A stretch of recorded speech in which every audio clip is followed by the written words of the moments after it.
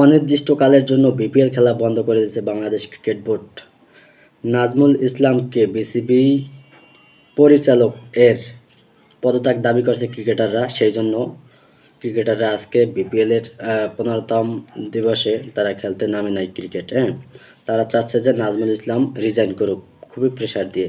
কিন্তু ক্রিকেটারদের মনে রাখতে হবে, বাংলাদেশ ক্রিকেট বোর্ডের পাশে কখনোই জনতা ছিল না।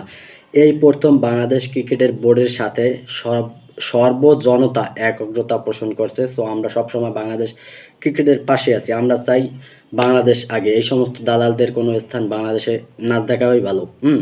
বাংলাদেশের মাঠ খালি থাকবে, ক্রিকেট খেলা লাগবে না ভাই। আগে দেশ না থাকলে ক্রিকেট খেলে কাদের নাম উজ্জ্বল করবে? যখন দেশ থাকবে, মানুষ দেশের নাম উজ্জ্বল করার জন্য ক্রিকেট খেলবে, ফুটবল খেলবে, ভলিবল খেলবে, আমাদের দেশকে রিপ্রেজেন্ট করবে। যারা আমাদের দেশের মান সম্মান দিতে পারে না, তাদের জন্য আবার কিসের ক্রিকেট? সো আমরা চাই নাজমুল হাসান স্যার যেই বয়সটা দিছে, ইন্ডিয়ার বিরুদ্ধে মোস্তাফিজকে বাদ দেওয়ার পরে যেই বয়সটা দিছে, তখন কিন্তু কোয়াবের সভাপতিরা এক একজন গড়তে ছিল। এবং নাজমুল ইসলাম যে কটা কথা বলছে সবগুলো ফেয়ার কথা। কেননা সে বলছে এই সমস্ত ক্রিকেটাররা এখন পর্যন্ত তাদের অর্জন কি? তারা কোনো এশিয়া কাপ পাইছে, আইসিসি কাপ পাইছে, না কোনো ইভেন্টে জিতছে? সো তাদের আবার কিসের ক্ষতি বিশ্বকাপ না খেললে?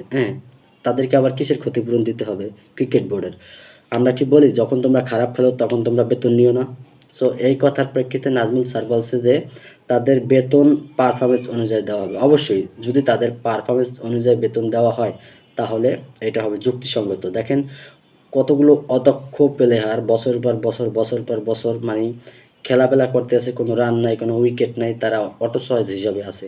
সো এই ক্রিকেটগুলা যখন পারফরমেন্সের বেস ধরে টাকা পাবে, মানে বেতন পাবে, তখন তারা গুরুত্ব সহকারে দেখবেন অনেক প্রতিভাবান প্লেয়ার খুবই ভালো খেলায়, কিন্তু তাদের মানে রেঞ্জ অনুযায়ী বেতন এবং স্যালারি অনেক কম। সো তারা তখন প্রাপ্যটা পাবে। যে যেরকম পারিশ্রমিক মানে পারফরমেন্স করতে পারবে, সে সেই রকম টাকা পাবে, সেই রকম ভ্যালু পাবে। সো আমরা নাজমুল স্যারের সাথে সমগ্র জাতি একমত।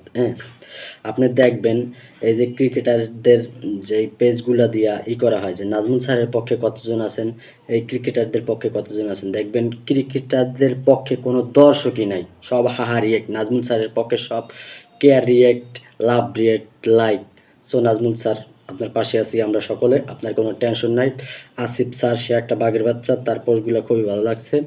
মনে রাখবেন এই সময়ের ভিত্তি যদি আপনারা এই সমস্ত আগাছা ফেলে দিতে না পারেন, তাহলে বাংলাদেশ ক্রিকেট কখনোই ইন্টারন্যাশনাল ভাবে ভালো কিছু করতে পারবে না।